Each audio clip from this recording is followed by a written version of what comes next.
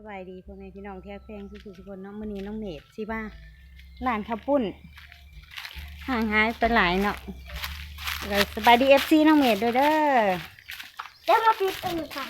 ห่างหายไปหลายมื้อเนาะพี่น้องเนาะช่วงนี้ก็ส่อง YouTube เด็กน้อยเพิ่นสิมีปัญหาแน่เนาะมีกดออกมาใหม่หลายอย่างมากินข้าวปุ้นน้องเมย์สิมาร้านข้าวปุ้นมาสิมากินข้าวปุ้นมาร้านเมเน่เนาะห่างหายไปหลายมื้อเพราะว่าช่วงนี้ต่อไปก็สิเฮ็ดห่างๆเนี่ยแหละเพราะว่าส่อง YouTube เด็กน้อยนี่คอมเมนต์ก็บ่ได้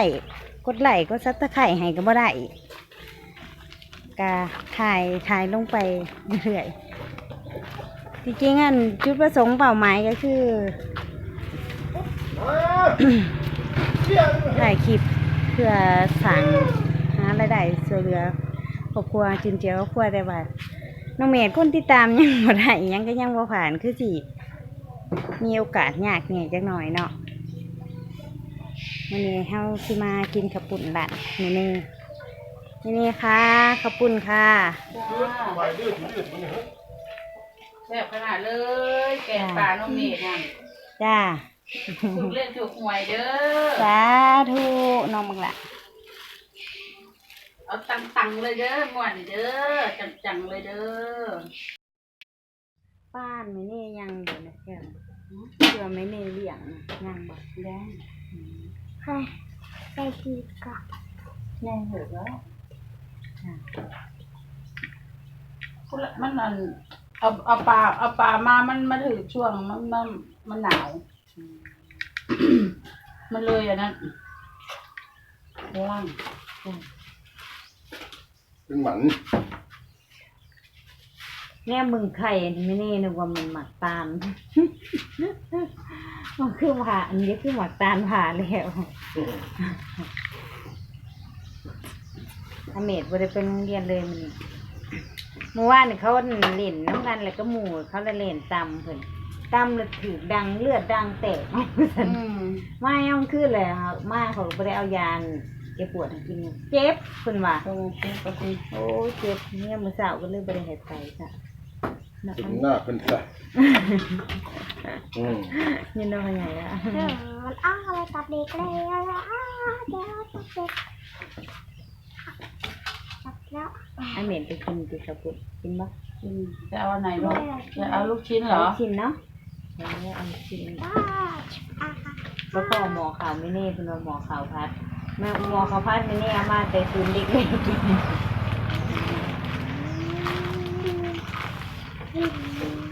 ไปใส่มันนี่ก็คือได้บ่ฮู้ล่ะไปใส่เด็ด วันนี้เอาให้เนาะ น้ำลงโอ้ถึกดีค่ะเรียกว่าสู้ตาเอาโหลด เขาเอามาขายนะ ก็เลยตับเด็กไปแล้ว เอาใส่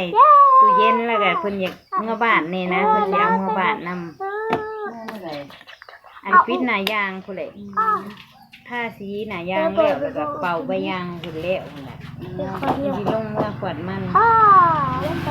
เมื่อขวดมันให้ยาว่าซั่น บ้านทันอายุอุบลหมดบ้านที่ทางพูดหรือที่ทางที่หรือว่าทั้งสองบ้าน พ่อน้องนี่อายุบนว่าเฮาอยู่สวรรค์ โอ้ ทันพอดี สวรรค์เขตเหรอ โดยอยู่สวรรค์ไปได้เบิด2ทาง เนาะอยู่บนสองทางอยู่คือห้าวฟังนี่กับฟังนี่เนี่ยหรอ แม่น โอ้ น้องเมดก็เป็นลูกครึ่ง น้องเมด ไท ก็ ย เป็น อเมริกัน อยู่ว่า คือไทยอเมริกันเหรอ สุด ว่า จริ อันเพิ่นบ่าวสวรรค์พอตายเพิ่นห้องดอกน้องเมดบ่าวสวรรค์ทั้งบ่าวอุบลทั้งบ่าวสวรรค์ทั้งบ่าวนครพนมอยู่เบิดซุหม้อง เมื่อปีแล้วมันใหญ่อยู่พี่นะหามเนาะ นี่แม่น มันยายพี่นะหามเพลงมาไปใส่นะ อันเพิ่นมาตลาดเพิ่นเกิดนะฮะตลาดแรงเลยอ้าว ดูจอ อันน้องเมดเว้า ฮะ เว้านะน้องเมดว่าหยัง เป็นกระปุ่นบ่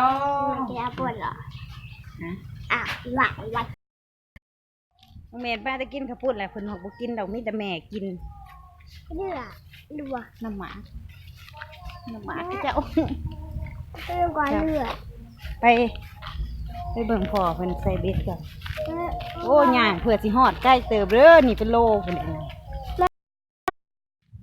แม่เบิ่งไม่ใหญ่แล้วเฮ็ดอันนั้นดอกอันการปล่อยออกหล่ออันค่ายดอกมันออกแบบนี้ก็ดี บ่หล่นใส่เงื่อน แม่นเวลาเฮากวนบางเจ้าเขาเจ้าสิบ่เอาออกเนาะมันสิขาวหู้อยู่กวนนั่นได้ก็บ่เบิดได้เสียมเทยละดอกกันมันเห็ดหล่อคักแม่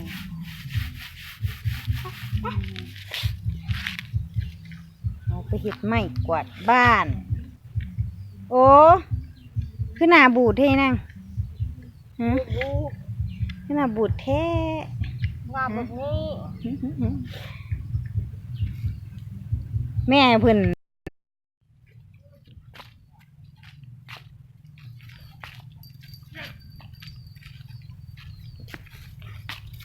เมื่อนะกลับนะเนาะ ไม่อยากทำไม่ได้ครับ โอ้ยยังไก่ แต่ เด้ เรื่อง อ มันแบบเดียว แนมบ่ได้เห็นสนเด้อผู้เด้อ เขาได้เห็นล่ะค่ะมีป้ายไว้ ใส่ เขาได้หุ่น ยังไก่อีก เล่นบ่ได้ เจ้าของหมดนั่นเนาะ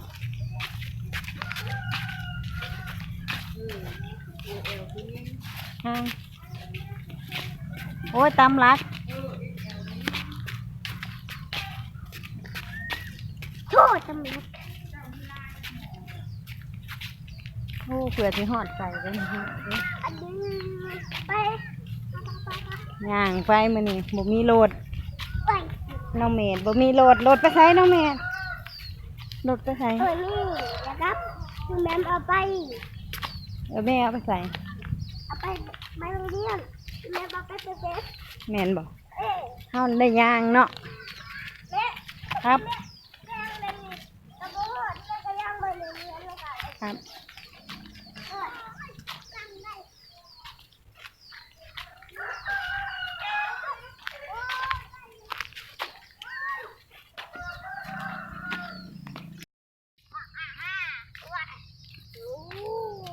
เห็นยังไง อะไรดิ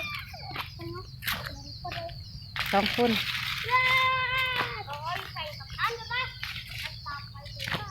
เมียนที่นำไปเบิ่ง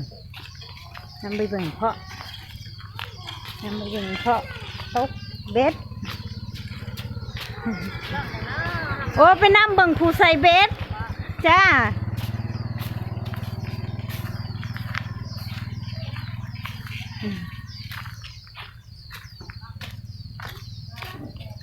อย่างไว้ที่ใหญ่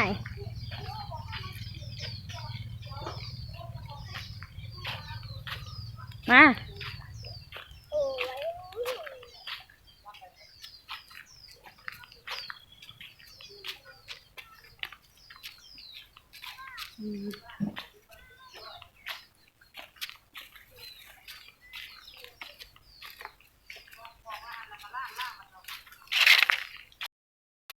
หมักท่านดกน้องเมดแม่เก็บหมักท่านก่อนนี่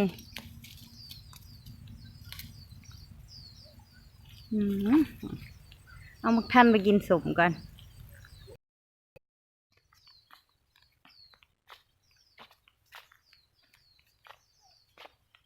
ค่ำเป็นพลังตกดินแล้วสีมุกละ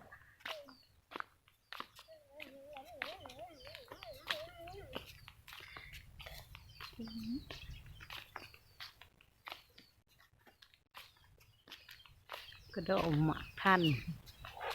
เม็ดอย่างไว้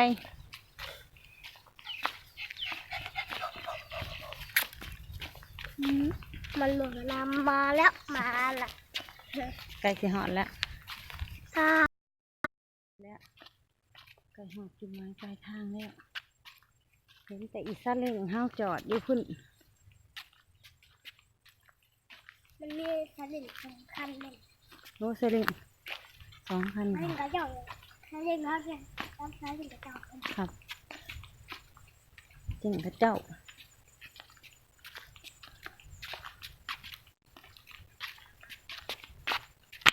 ย่างก่อนแม่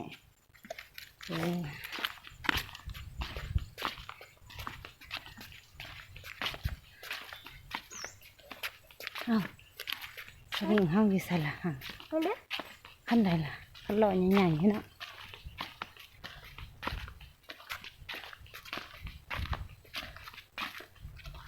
ฮะเสียงอีแหมปงขุกกลุบ เล่นบอลล่ะ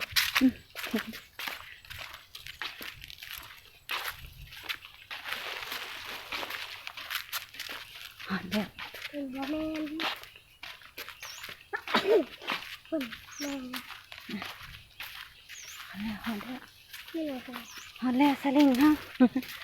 ไปเมื่อยบ่เมื่อยฮะหึ นี่เลย บ่เดียวสลิงเฮานี่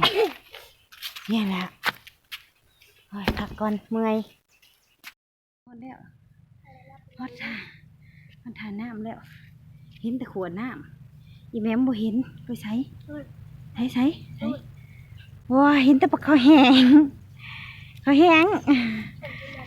มาใส่ลูกหึมาทางแม่บ่อย่าลงไปใกล้น้ำเด้โอ้ยดีใจแห้งนั่งลงห้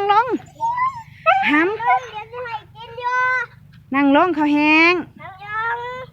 เบิ้งนั่งลงแม่มันสิคมเนาะนั่งลง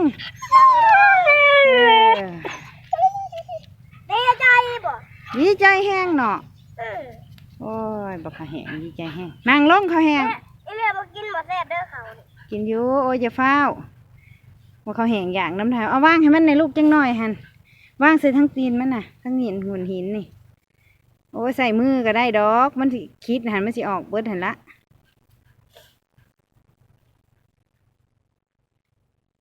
เรียกว่างใส่ตีนมันน่ะลูกมองตีนมันน่ะอันดีนั่งร้องเขาแหงบัดนี้นั่งร้องไว้เอามันสิเบียนไปขางนั่นได้หั่นน่ะบรรยากาศนี่ทาคลองย่ำแรงๆพี่น้อง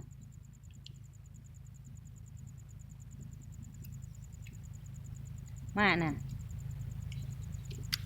มาบุ้งพอน้องเบ็ดใส่เบ็ดปลาตามมีพ่อมาน้องเบ็ด จำได้แล้ว จนเมื่อยย่าง ย่างจนเมื่อยแล้วครับ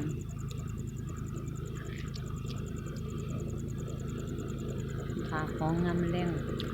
เจ้ามันไรมองเจ้ามันนั่งทางน้องเบ็ดเห็ดกินยังอ่ะนะ ข้าวโพด ฮะ ข้าวโพด เขาเปิดแล้วปอกเขาแหงยางนั่น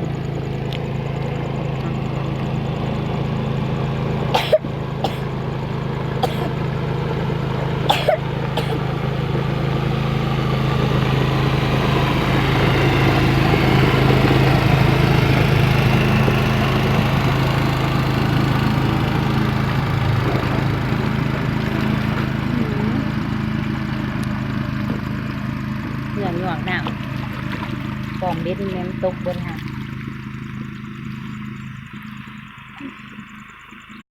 แม่พากำลังดูมือก็ดำปีเลย ข้าวโพดกระดำพร้อม เฮ้ยไปล้างมือกัน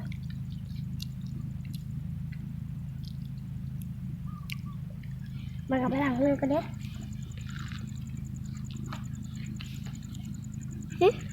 ย่องลงให้แม่พาลง